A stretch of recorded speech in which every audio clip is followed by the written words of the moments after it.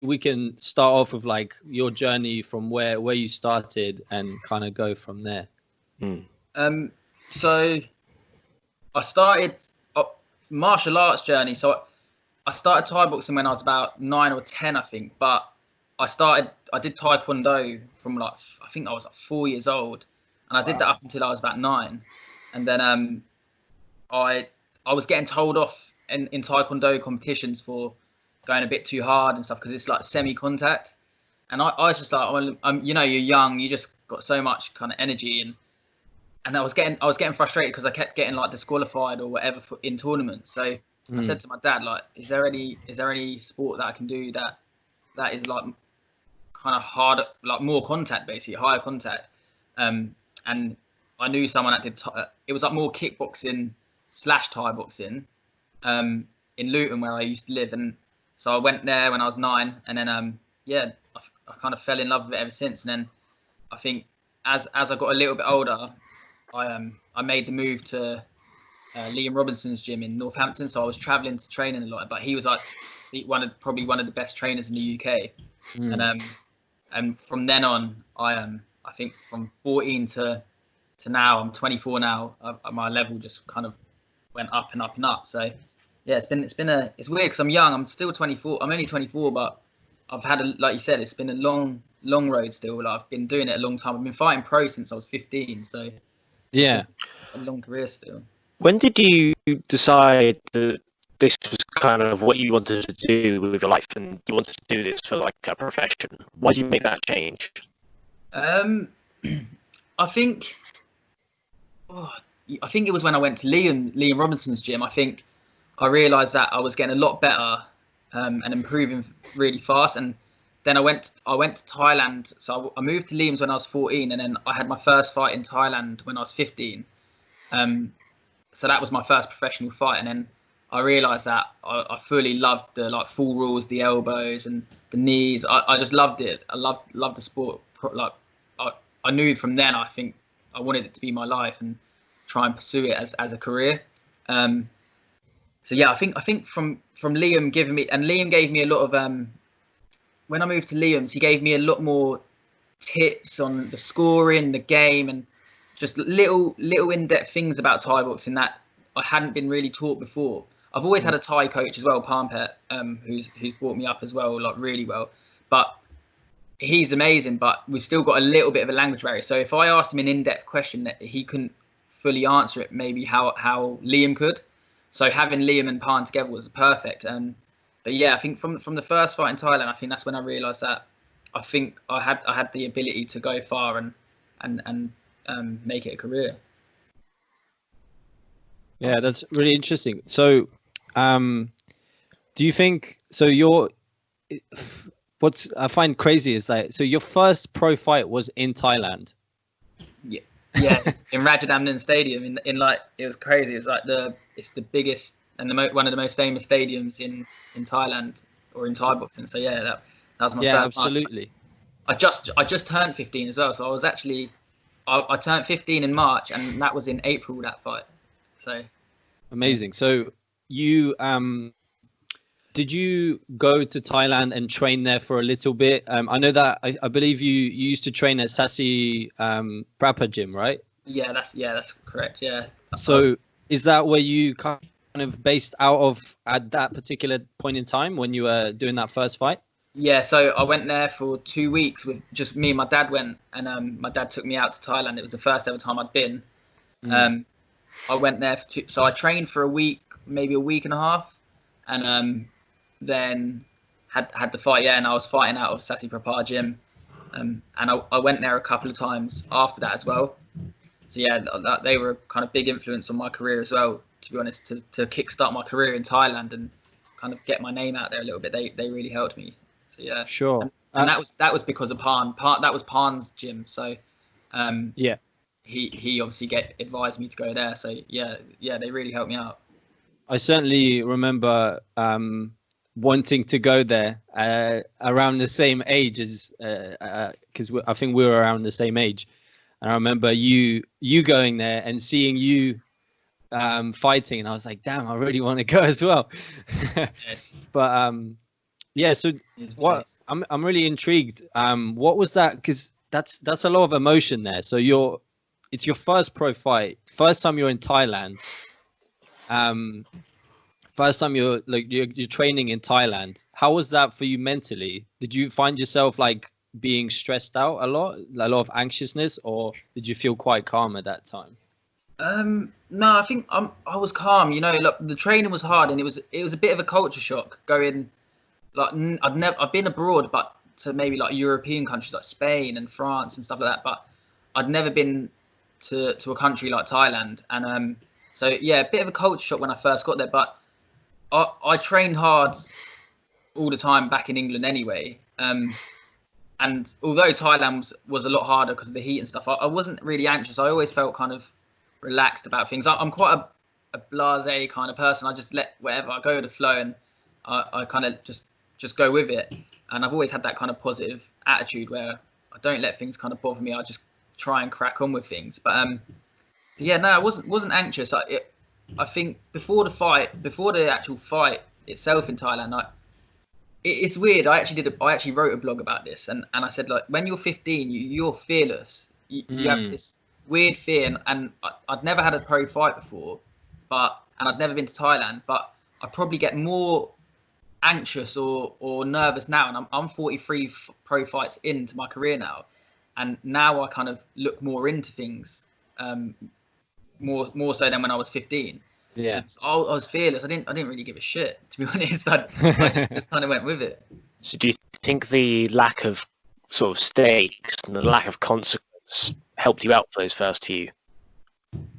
Yeah, possibly, because I think when you've got to come home, like I had nothing to kind of, no responsibilities as such. So yeah, maybe that's a factor. To be honest, I've never really thought about it, but I think that could possibly be a factor where, like, all I've got is Thai boxing and there's nothing else. All I do is go to the gym, go Thai boxing, and that's my life. So yeah, I think that probably did play a part in it. Yeah, to be honest though, I think even from a young age to now, I think I've kind of kept similar attitude.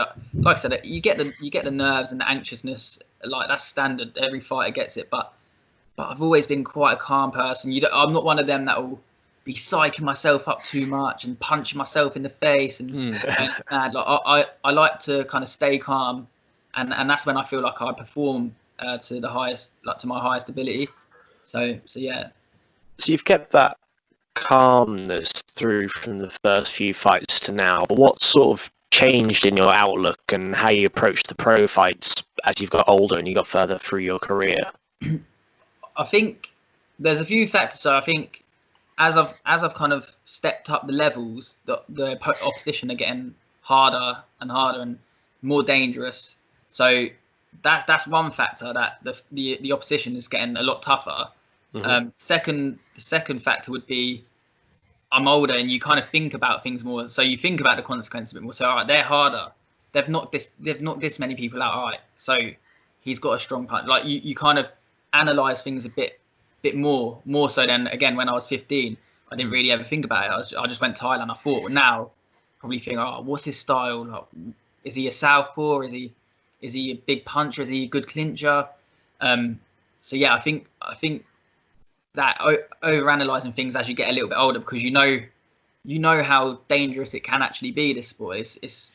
I mean, I don't think there's been many deaths, but we all know that in fight sports it happens, like, and it's rare, but it does happen. So you know that can happen. So you kind of, it always plays in your mind. But I think most fighters probably always think it. Well, if, like, it could, you go into the ring and sometimes you think this could be one thing can happen and that could be the end. Like, it's extreme, but it does cross your mind sometimes, and I'm not really afraid to admit that it does sometimes come into your head. Yeah, no, absolutely. I think obviously things like weight cutting as well, they can be really tough. So it definitely, I guess, plays a role. Has weight cutting been a problem for you in particular? Yeah. I mean, I guess it's a problem for pretty much every fighter, but I don't know what you usually walk around in. So I think as I've got older, the cuts started getting a lot harder because you start cutting more weight because your walk around weight gets heavier. But then it's everyone's trying to gain that advantage. So if I fought at my natural walk around weight now, I'd be fighting an absolute monster who's cut down from 70 odd kilo. So that's obviously the reason we have to cut down to cut down the weight. So I'm not so at such a disadvantage size wise. Yeah, but I've bad ones in Thailand. I've done some bad ones in Thailand and probably pretty stupid on my behalf. But I think every fighter kind of goes through it and does it, and it's a way of learning. I think most fighters that have had a few pro fights have kind of experienced a shitty weight cut. But I had a bad one. I think it was nearly about 2.5 years ago, and I flew to Thailand. I had one of my biggest fights scheduled, and it was actually supposed to be in China against Wan Chalong, who was Lumpini champion and Channel 7 champion. So he had 2 most prestigious belts, and I'd just beaten Rungnarai, who was Rajadamnern champion. So I'd come off a big win, and I had another big fight, and I flew to Thailand to fight Wan Chalong. Well, I flew to Thailand to train for Wan Chalong, sorry. And when I landed in Thailand, the gym manager told me that the whole fight show had been cancelled. So he said, I can get you a fight, but you're going to have to go down to 53 kilo. And I was like, yeah. I was like, I don't know if I can. I hadn't made that weight in a long time. So what were you meant to be fighting at? I was meant to be fighting at 55 kilo, but still it's that extra couple. Yeah. And when I go down to 55 kilo, I'm still drawn out, like you see my cheekbones, so I'm still dried out from the water cuts and stuff. So I'd gone all the way to Thailand. I'd got a sponsor who sponsored me like the flights and stuff to go out and train, but I didn't want to go and waste the time. So I thought, all right, I think I might be able to do it, but it was horrendous. It was a bad weight cut, and it was, I managed to do it, but it was a struggle. And how did the bad weight cut was that weighing on your mind when you went into the fight? I mean, what did that difference in preparation mean for you? You know what? It's that particular year. I was, like I said, I've just beaten Lumpini champion Rungnarai, and he was like a top fighter, and it was like my dream fight. And then before that fight, I won my second world title against Ryan Sheehan in a really, like, in a war. And my mindset was so, I've used it like bulletproof. I felt invincible. I felt like I could beat anyone regardless. So I was doing the cut, and I'd cut from Monday to Friday. I was fighting on the Friday, but in Thailand they do the same day weigh-ins, so the same day as the fight weigh-in. So Monday I was 61 kilo, and Friday I had to be 53 kilo, and it was bad. It was hard, and I had to run in the morning of the weigh-in in a sweatsuit, and the night before. I thought I got carried back to the gym. I was in a sweatsuit running in the heat, and I nearly passed out on the side of the road. I got carried back to the gym, and then I had to run again in the morning of the fight before the weigh-in to lose, like, I think it was like half a pound, but it had to be bang on the weight, otherwise I couldn't fight. Mm-hmm. But the whole time I was like, I think I just told myself that I would be fine. I can push through. Like I've beaten this one, I've beaten that one, and I've trained hard for it. And the lucky thing in Thailand, you can get IV drips after the weigh-in. Oh, it's legal. Yeah, so it's legal to get an IV drip. So all the fighters get put on the drip, and that was my kind of thing in my head. I get the IV drip, I'll be back. Obviously, I was not back to normal, but in my head, I was saying, like, you'll be back to normal after the IV drip. It's that blasé attitude again. Yeah, like I just didn't care. Like, and the guy I was fighting is mad, because if I look back on it, the guy I was fighting, Tanadet, he was another top fighter. He was like former champion in the stadiums and a really strong clincher. So he grinds people down for 5 rounds. And I'd watched him for years fight. And it was, I knew, well, looking back on it now, I should have thought in my head, this is going to be fucking hard and it's going to be a grueling fight. But before the fight, I just knew, I said to Sabas, like one of my mates out there, I said, he can come and try clinch me. I'm not bothered. I'll step off, I'll elbow him, and I can play the game and I'll beat him at my own style, and that's that. And I kind of did that. Like, I mean, it was hard. It was a really hard fight. He was a strong clincher, but I dropped him. I knocked him down in round 3 with an elbow, and it kind of changed the fight. After the elbow, I kind of just played the game. I teeped him. I push kicked him. I moved around and kind of saved my energy, because I knew that is probably one thing I did think about the weight cut. Like when you said it, did it play on your mind? I knocked him down with a big elbow, and I probably in normal circumstances I probably would have went in for the kill and finished it. But for that fight, I went in for the kill, and then I realised I don't know if I have that much energy to do that for another few rounds. So wow. So I kind of played it smart, and I just kind of stepped off him, and I knew he'd have a big task to try and win the fight after that. So I kind of just played the game and managed to get the win. So was it a physical feeling, or was it just sort of a niggling thing in the back of your mind, like, I've had a hard cut, take it easy? Yeah, I think it was more niggling feeling. I didn't feel too tired. I didn't feel tired at all in the fight. It's weird. Like, I should have been, because in the morning when I was running to make the weight, I did one lap around I'm gonna say 200 meters maybe, and I had to stop. I was fucked. I couldn't breathe. I was blowing badly, and then I've got a fight like 8 hours or 10 hours later or something like that. And so realistically, I don't know how I managed to do it, but I don't know if it comes down to kind of the will to win, the kind of fight or flight coming in, adrenaline pumping. Yeah, I think that's what it is. Well, again, it might be that having that I can do anything and sort of it doesn't matter attitude gives you the advantage to be a lot more flexible with adversity before the fight, whereas someone who meticulously plans and picks out every tiny little thing, when something goes wrong, that's a big issue for them. Yep. But for yeah, you, that's it. Yeah, I think that goes into like kind of people that have game plans before fights. Is I don't really, like I said, I go with the flow.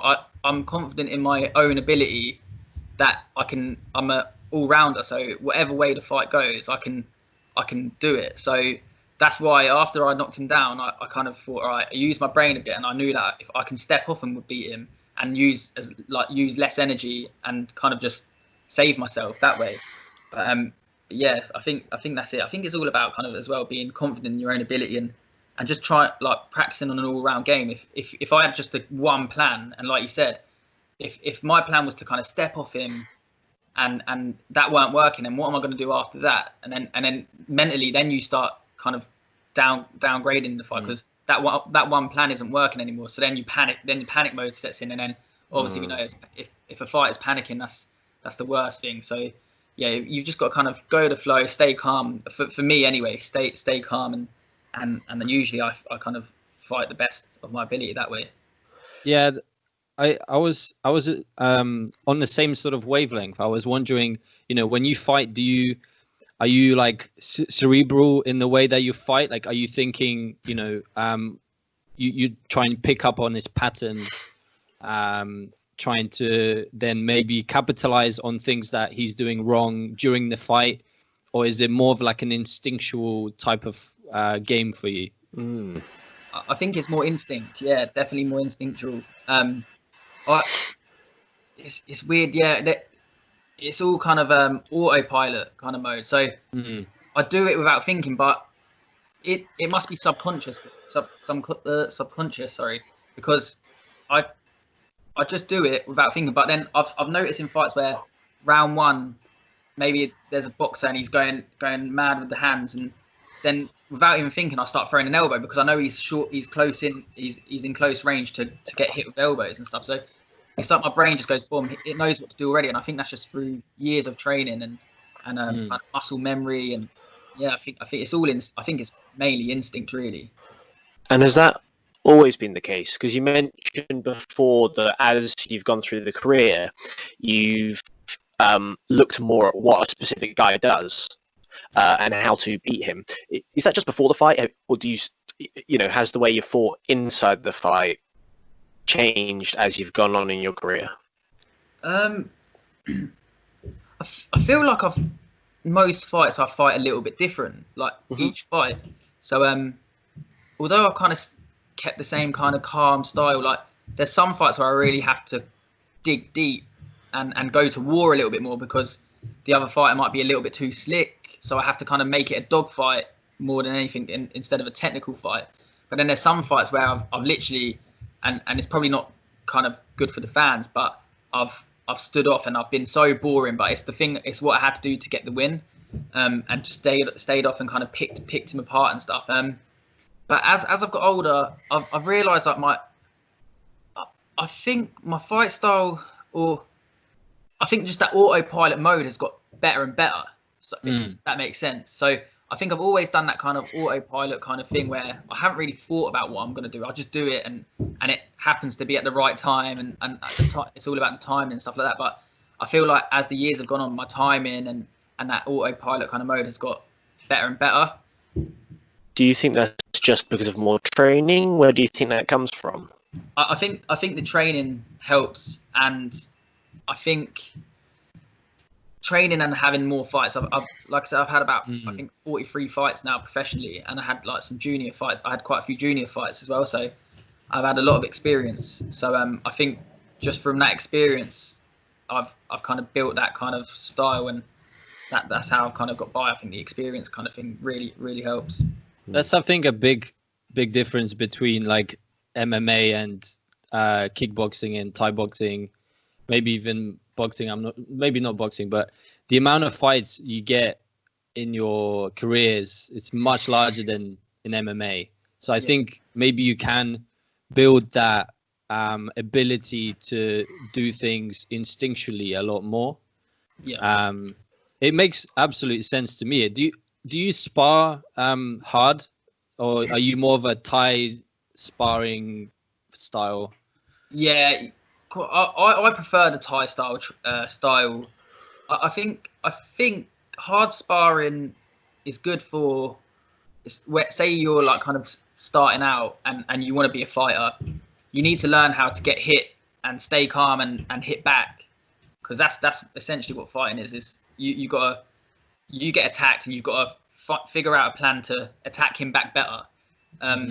So yeah, I think I've just completely threw myself off there. What was I even saying?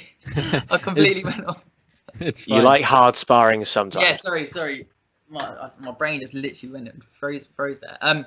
Yeah, so lighter sparring, I think as you get more experience, because you don't need to be getting hit too much in the head and taking too much punishment to the legs and stuff as you get older, because I know I can take, I've had 43 fights. I know that I can take punches, and I know I can stay calm under that pressure. I like the Thai sparring as well. Like that is my main kind of thing, like kind of more relaxed, not too light, like where you've still got to be sharp with it, and it's got to still be more realistic. But yeah, I think hard sparring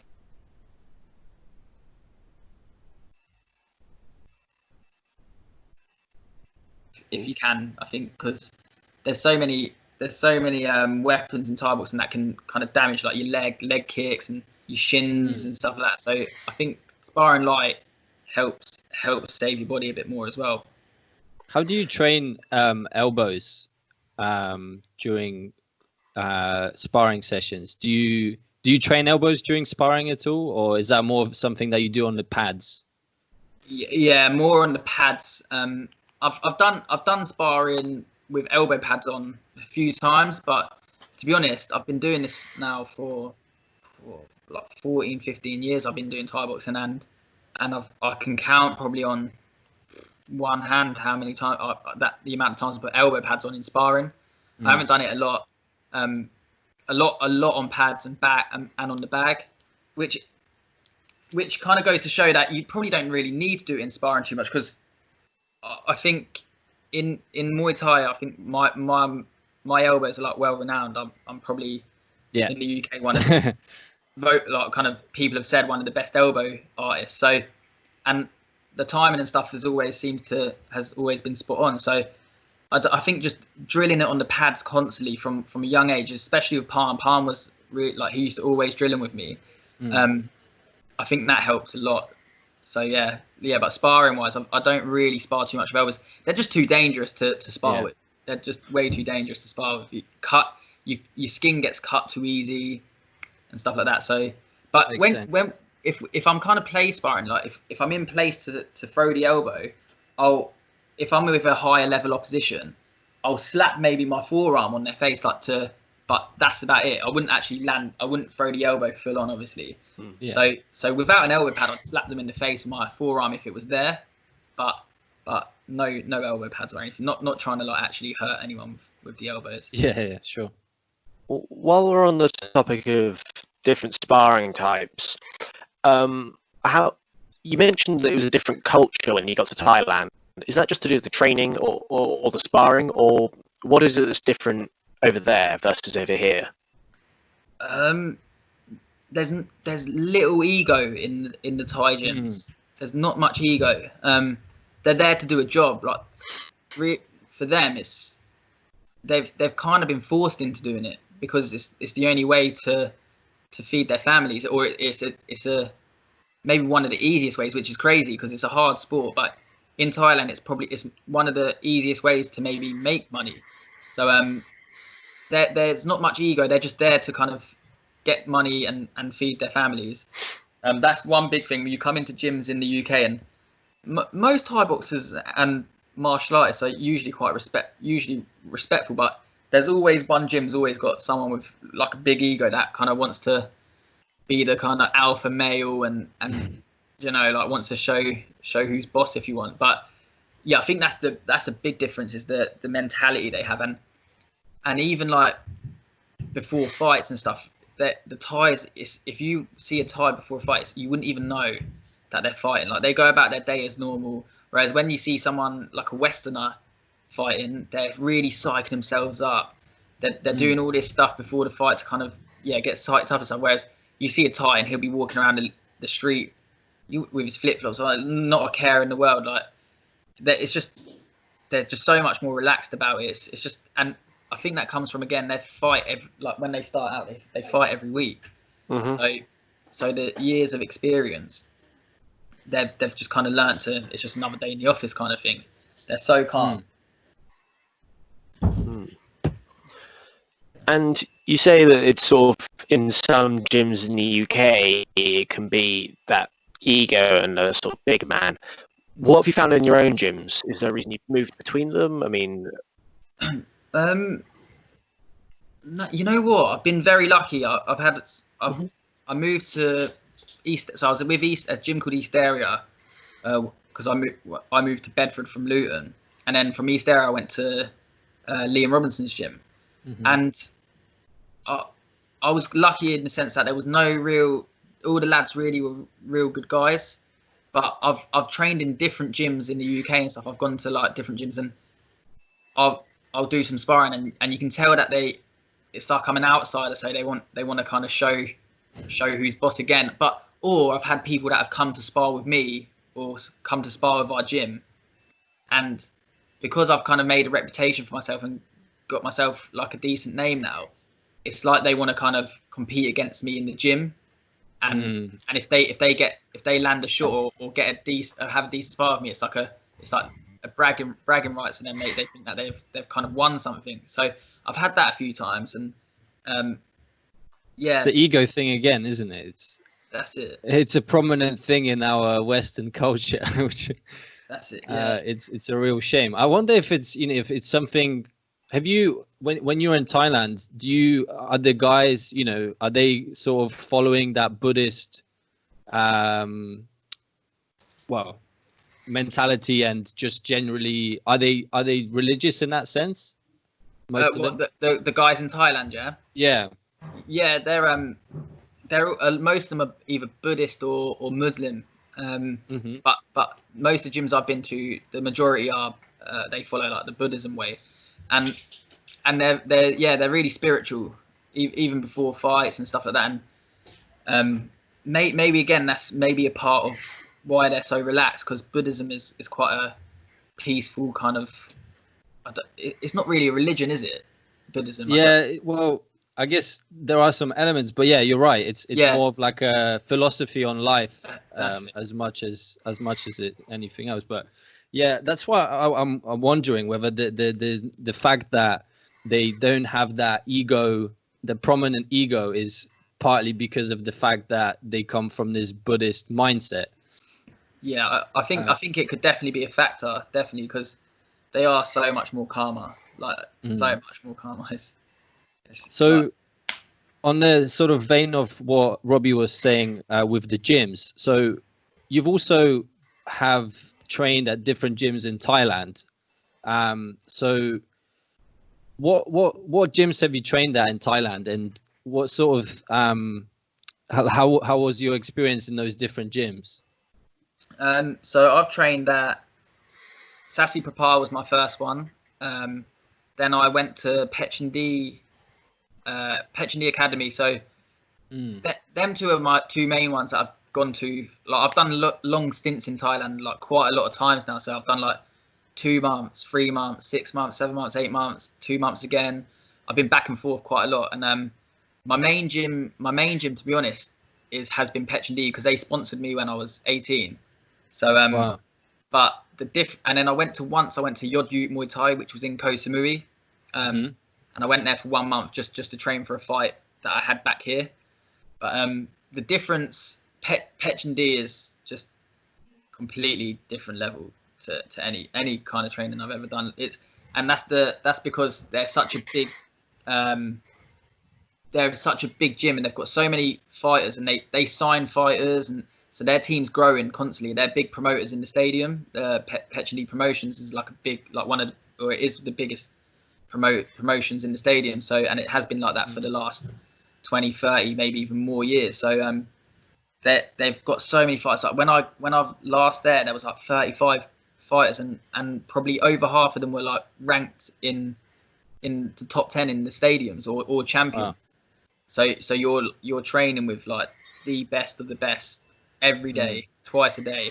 And another thing with Petchendy, they actually went down the sports science route more with training, because we've got a sports science trainer, and he kind of helped us with our sprints, and he kind of made us programs and stuff like that to get fitter and do it in a more sustainable way, if you want. So and doing it more like a kind of how we've learned to do it now, like not the old school kind of methods where you just train until you're burnt out every day. He kind of he set a little plan, even though most days were difficult in the heat and stuff. Like there was a lot more science behind it. We had the heart rate monitors on.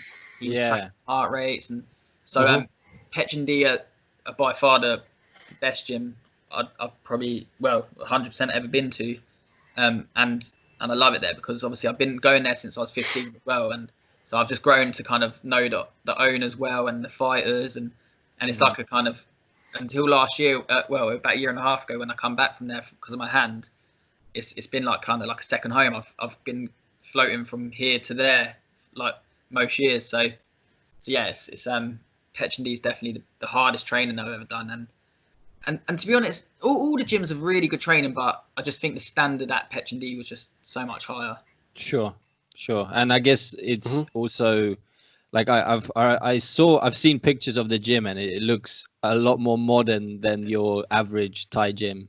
That's it. That's another thing, like, because you go to Sassi Papa, and I loved it there, and I did love training there, but it's old school, which I don't mind. But Petchendy, when you train there, it's enjoyable, like you're in a good environment. It's clean. It gets cleaned twice a day, and there's a fitness suite in there. Then there's a sauna, steam room. There's ice baths downstairs, like a plunge pool, jacuzzis. So that it's not often you get that in Thai boxing. So we were lucky to kind of have that there. So is that the main advantage of going to Thailand, just the higher level, or do you feel you get something else out of going over there to do that training session? I think, it's the higher levels, definitely a big factor. You've got there's just so many fighters there that you can train alongside that are so experienced compared to over here. We've got a lot of really good fighters here in the UK, but I mean, there's just the numbers, the difference in numbers is just substantial. Like they're born their main sport. That's their national sport. So on the TV every day there's Thai boxing, whereas here it's football or whatever. Yeah. Or EastEnders or something like that. But yeah, they love football. Don't get me wrong, they do love watching football as well. But every day you'll see a Muay Thai fight on the TV. So yeah, I think the level of fighters is a big factor. Yeah, I think that is the main factor is just the kind of level of it. And another thing is when you go there, like you've got no worries at all about. So you're doing that, and that's all you're doing. So you wake up, you run, you do your training in the morning, you sleep, or you eat, you sleep, get up, you eat again, you train, repeat. It's that's all you're doing. Then all you've got to worry about is waking up for training and eating. And whereas here, even still, I probably now I've got a lot more responsibilities. But back when I was still like 21 and stuff, I didn't have too many. But there was still them little bit like there was some more worries. You've got to find a lot more money to kind of get by here. Even if you don't own a house and stuff, you still got to earn quite a lot of money to live a decent life here. So whereas there, you don't really need much. So based on the training. So that's actually an interesting point. How do you deal with the financing side of things? Like when you go to Thailand, do you already have some money that you've saved up that you've been working on in the UK, or do you get sponsored there and they kind of take care of that? So I save up my own money usually to go out with.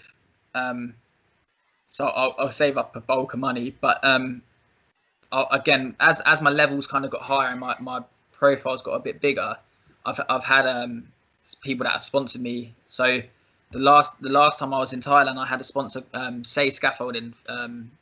He sponsored me every month, so he basically paid me like a wage to kind of get by there.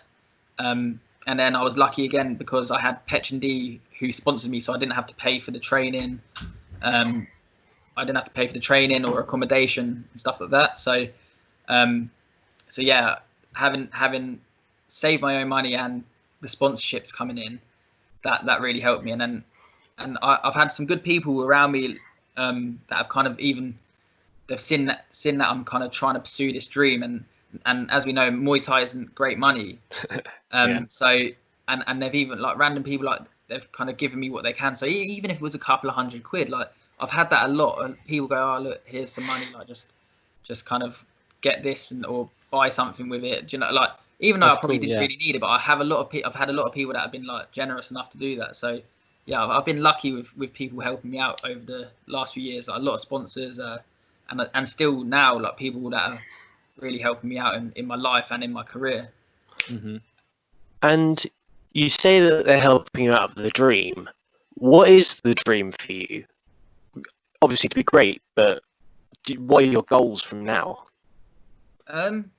Like they've changed over the years. So my main goal was always I wanted to be a stadium champion in Thailand, and I wanted to be the first UK fighter to do it. Sure. And I was pretty much on the path to doing it, and I've beaten stadium champions, but just not in the stadium. So yeah. But then I've had this injury on my hand that have just caused me a nightmare for a few years now. But so that's kind of put a stop to a lot of it, and kind of it's been stop-start. So my goals have changed because now and another thing I've had to pay for surgeries on my hand, and now like I was saying this the other day to someone, like I'm in the like minor, like I've probably lost money through Thai boxing now. It were within the last year or two from paying for surgeries and stuff like that. I've got another surgery that I should have had already, but obviously coronavirus and stuff has put stops to that. But that was private surgery. So I mean, I would have spent a fortune on them. So now my goals changed a little bit. Like I want to get on one championship. That would be so cool to see you on there. Yeah, we've been speaking and like because I'm moving to Bad Company Gym, they've been speaking to one, and I think it's inevitable that they'll probably have me on once I'm back. And then to be honest, the goal is obviously if I'm on one championship, the main thing is I want to be the champion in one championship. I don't fight for the money. Because I would do a different sport if that was the case. But it's more for the glory. But I want to get paid decent enough to kind of live comfortably or as comfortable as possible. But yeah, that's the main goal really, is to do Thai boxing and make it my number one. Like that's all I'm doing in my career, kind of thing. And because at the moment I do roofing at the moment, so I wake up a lot. So today, for instance, I woke up 4:50, went into London, worked all day, come straight back to come to the gym, then I've come back, and obviously I'm speaking to you guys. But that's now, I haven't even got a fight lined up, so I don't want that to be the case. I don't want to be doing roofing when I come back to fight. I want to focus fully on my career, and that's my dream, is to kind of make money through Thai boxing and just have a comfortable life through it. I guess the big thing I'm wondering then is, obviously you love Thai boxing, but why is it this martial art? You know, you could have picked a few different martial arts. You could have picked something that was a lot more lucrative, boxing, for example. But you've stuck with Thai boxing, and you clearly love it, and this is your passion. But why this sport? Good question. I don't know. Just ever since I've done it, you get Alex. I don't know if have you trained Robbie? Yeah, so we met at the Thai boxing club at university. Thai boxing is the first place I was doing it. I did Taekwondo beforehand. Sort of did a similar thing to you. Wanted a higher impact thing. Moved on to Thai boxing and loved it. So I got the bug, and I'm sure you two got the same thing. Yeah, you start Thai boxing and you get kind of addicted to it quite quickly. And I saw most people that start it either fall off it a little bit, or they get hooked completely on it. And because I started from a young age, I got hooked straight away on it, and then I become good at it, and then I think that's all it is. And then when people say to me, would you go into MMA or would you go into boxing, there's more money, blah blah, but I think the reason I'm so good at it is because I actually love doing it. Whereas if I was to go into boxing, I love watching boxing, but I don't necessarily like just throwing my hands. And if I went to boxing now, I wouldn't be so passionate about it, and I know I wouldn't be as high a level. And the same with MMA. Again, I like watching MMA, but it's just not something I'm passionate about. I don't go, I really want to fight MMA. Like, it's never crossed my mind. I think I've always loved Thai boxing. I love the Thai stadiums, like how they do it in the stadiums, and how like the kind of respect side of things, the traditional side of things. I love all of that. So I think I was just kind of hooked on it, and then I got good at it, and I realised that maybe one day I could actually make it my whole life, kind of thing, and live off. Yeah.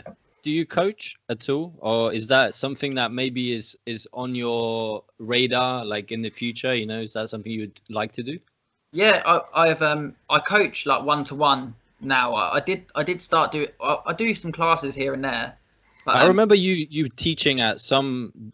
You were at a certain gym. Was it in Northampton somewhere that you were coaching for a bit, like a stable? Ever since I was probably about 16, I've been coaching like on and off. But I think it's hard to coach and be a full-time fighter as well. I think it's either it's one or the other really. It's because being a fighter, you've got to be really selfish, and being a trainer, you've got to be selfless. So they conflict a bit, to be honest. So trying to do both is difficult. So in the future, that's what I want to do. There's a few little things and ideas I've got in my head for when I'm coming towards the end of my career. But coaching's one of them. Towards the end of my career, I'd like to do more coaching and bring other people on. Definitely. Sure. And so is that the main plan you've got, sort of to stay within the sport and do the coaching aspect, or are you looking at other things? Is that even something you're thinking about at the moment, sort of after Thai boxing? I want it to mainly be Thai boxing, but then I've got like plans of like putting into property and stuff like that in the future. And that's again mainly because I want to kind of do Thai boxing and be kind of free to do so. So if I had some properties in the background running, and I could maybe not be as worried about my financial situation, and I could train a lot more and focus a lot more on Thai boxing still. And that's something I'm kind of working on currently. And I'll be moving to Leeds I'm buying a house in Leeds, and there's a few plans going on with that. That's happening. Yeah, like I said, that's happening now. So I think the property thing is definitely something I'd love to get into, and I've got some good mates that are in that industry and stuff that help me out. So I think that is another plan. And then there's like coaching. I've got a new website that's just come live, and I want to do some bits and bobs with that. Again, financially and not just financially, it's more to build. I'm trying to build a brand and trying to make myself as professional as possible to get on these big promotions like One Championship. And makes absolute sense. So I'm just trying to build my profile and get as much as I can through Thai boxing. And again, like I said, just make ends meet and make it my whole life and make it my career. Do you think when you move to Leeds, you'll still be going to Thailand quite regularly, or do you think it might be that you stay there a lot more? I'd like to think I could go to Thailand quite a bit, not as long a period. So like before, like I said, it was more. When I was going to Thailand the last few times, it's been like 6, 7, 8 months at a time. Whereas if I've got my own house and stuff, I won't be able to do that because I obviously have to earn money. But I'd like to kind of do what Liam does. He kind of goes for a few weeks to Thailand before fights and to kind of finish his fight camps off, or maybe to kickstart his fight camps. So I'd love to do that still because I do love Thailand. But it would be nice to go there now and not have to kind of worry about money and stuff like that. Again, it always comes back to financial kind of thing. So I'd love to go back to Thailand and have enough money to kind of go stay in a nice hotel and train hard twice a day. Whereas before I'm staying in like pretty shitty condition, like not shitty, but I have done before, but not so luxurious places. Yeah. Because I was always worried about I didn't have enough money. Whereas hopefully when I'm in Leeds, I'm a lot more financially stable and I can go to Thailand for a few weeks, enjoy Thailand and enjoy the training and have a good experience that way, and then be fit for the fight, come back and then do my thing. I guess maybe if you get to one, which I really hope you do, it might be also easier to go fight when you're already in Thailand because they're all in Asia. So. Yeah, that's it. Yeah, that's the thing. I think that's the good thing about one is if I go to Thailand, I wouldn't be too far from their whichever event they're doing. So that I think that's what Liam does. Again, I go back to him because I talk to him a lot, and I know his kind of training plan when he trains for fights. So he goes to Yokkao and for a few weeks before his fights and one. So yeah, I think that's definitely something I'd want to do because like I said, I do love Thailand and I really miss it. It's been the first time I think I come back a year and a half ago, but I usually go like every year. So it's been the longest I haven't been for a while. So yeah. I'm currently planning a trip to I'm gonna absolutely butcher this name, but I think it's Lam Nang Khoon or I think Jordan Coe used Laminun. Yeah, sorry, there wasn't a K in there. Yeah, you butchered that.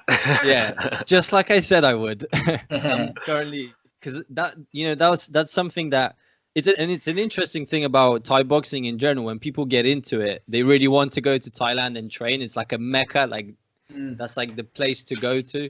Yeah. And for me, it hasn't happened yet, and it's something. Even now, being nearly 25, I still really want to do it. But I'm kind of, because like I understand totally where you're coming from. You want to be more comfortable. You've already done this sort of traditional Thai, so you want to be comfortable. You want to have a good training facility. But I want to see the opposite. Like I want to go and do the more of a traditional Thai experience.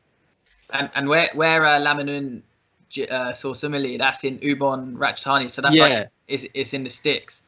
But I watched a lot of his fighters in Channel 7, and he's got some strong. They're good in the clinch, really strong in the clinch. So do your neck weights before you go. Jordan was there before he obviously passed away, and he I mean, from when I fought Jordan to then, that was a great fight, actually. Yeah, I mean, but the amount that he improved. So, to be honest, he went after. Well, he went to Thailand before he fought me, but then after he fought me, he went to Thailand to Sumali Gym in Phuket. But I don't think that he really progressed that much under them. A little bit, but not too much. But then he moved to Lamanun, and he got his level went a lot higher. And I actually said this on someone's post the other day. It's sad, obviously, because it's tragic what happened to him, but it's sad because now one championship's a big thing, and the fighters are getting paid a lot more money, and they're getting a lot more exposure. He's beaten he beat and I like Josh Tonner, but he beat him comfortably in Australia, and Josh Tonner is now challenging for the title in one championship. So it's sad to kind of see, like, he was getting so good, and his level was getting higher and higher. He'd be at that probably weight where, like, Jonathan Haggerty, he'd probably be fighting like that now. And I thought about that the other day. I didn't even ever really think about that. And someone kind of brought it up, and I thought that would have been a great fight if them. He was a great character as well, I think. Such a nice guy. Like, it's amazing. Like, I fought him, and we'd cut each other. He cut me for the first ever time in my career twice, so my eyebrows. And I cut him badly on his head as well. And we went hard for 5 rounds, and I think maybe 8 weeks later, he invited me to his gym in Scotland, and he got me to do a seminar for his junior fighters. And then I helped train him. He was fighting Reece Thompson, so I helped do a bit of training with him, sparred him and stuff like that. And we've become friends ever since. And we were messaging because we both had similar paths, trying to go to Thailand and trying to do it the Thai way. We had a lot in common in that way. So we messaged a lot and stuff like that. And he was such a nice guy, like probably one of the nicest guys you could ever meet. So it was really sad when he passed away. Sad times. Yeah, it was a pretty horrible. And that goes back to, like, I mean, I know we spoke about this right at the start, but back to your weight cutting kind of issues is in Thailand. The way they do it is just it's run in the sweatsuit and lose a lot of water. But it's so dangerous. And and when I told you about going down to 53 kilo, and I kind of half passed out on the side of the road, and that was after Jordan died, and I remember thinking, fuck this, what am I doing? Like, this could be me, that could be me. So it was really scary. And I kept kind of, as I was kind of jogging and stuff, I kept thinking of him, and I was thinking, this is bad, I shouldn't be doing this. But, you know, sometimes we're stupid, and we're kind of too brave for our own good sometimes, fighters. Yeah, but I guess it can be a good thing, or an advantageous thing as well in some ways. Definitely. Yes, tragic. So I don't want to end on such a dark note. Just wondering, man, like, is there anyone who sort of really inspires you in the sport, or who you're sort of really looking up to, maybe past, present? There's a few for different reasons, to be honest. So I've got, like, my favourite fighters and stuff like that, but I think coming from the UK has to be Liam Harrison. Like, really inspires me because me and him again, like, he's a lot more experienced than me, but I kind of done what he done. So, like, he kind of went to Thailand, travelled to Thailand and lived in Thailand, tried doing it in the stadiums, and we have actually had this, like, I've become good mates with him now, which is pretty mad because, like, someone that I've always looked up to, really. But I'm moving up to gyms and to train with him and stuff, and I've trained with him quite a few times now. But we are actually having this conversation together. Like, we both set out to kind of be big in the stadiums and beat the Thai champions in the homeland of Thai boxing. But we both got kind of stopped in our tracks with, like, injuries and just shitty things that happened. But, like, he got stopped in his tracks, and that's what's happened to me at the moment. I've kind of been stopped doing what I wanted to do, but he made it even more successful after leaving Thailand, and now he's I'd say probably one of the most famous Thai boxers in the world, like, in terms of his following. He was on JRE, so that's it. Like, he's been on Joe Rogan twice, and he's he would never brag about it, this is what I like about him. He's not, his ego's, he's not got a big ego. He doesn't flash like what he's got, and he's comfortable. He's living comfortably through Thai boxing, and he's fought every big name like you could think of. And he's really humble, and he's a nice guy. And yeah, I'd like to kind of follow his footsteps and do that as well. So yeah, mine and his fight styles are completely different. So like, I wouldn't say like I look at his style and go, I want to be him, because I know that I can't do that, because it's just completely different style to what I do. But in terms of like my favorite fighters and kind of fighters I look up to, I'd say past fighters was Damian Allen, who won a Lumpini title in I can't remember how long ago that was now. But I got to train with him as well, and he's really the most humble guy you could meet, and his attitude is just like, was amazing. So I thought that's how I kind of would like to be. Like I want to be a champion. I want to be known as like one of the kind of, I want to be a feared fighter if you want, but I want people to like me and know that I'm a humble person and I'm kind of approachable. And them two guys that I mentioned are both that. They're approachable guys, and they're humble, and they're feared, really. So yeah, they're the two probably main ones that I really have looked up to over the last few years. Awesome. That's cool.